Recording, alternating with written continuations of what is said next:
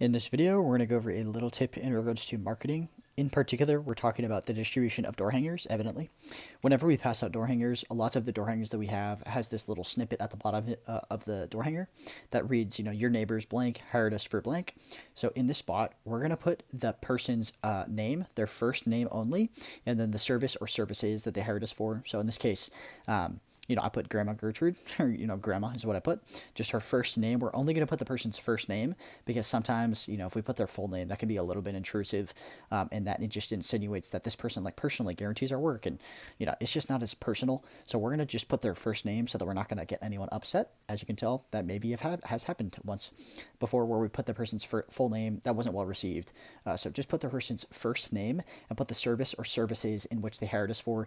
This little part of the door hanger is probably the most important part, so make sure to fill it out because this encourages what's called social proof.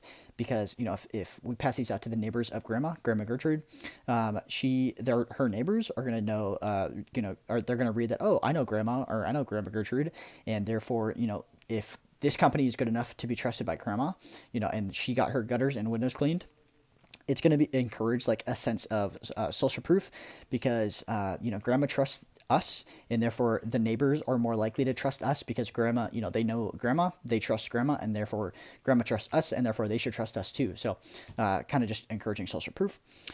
So this is super important. Fill this out every single time we pass out a door hanger.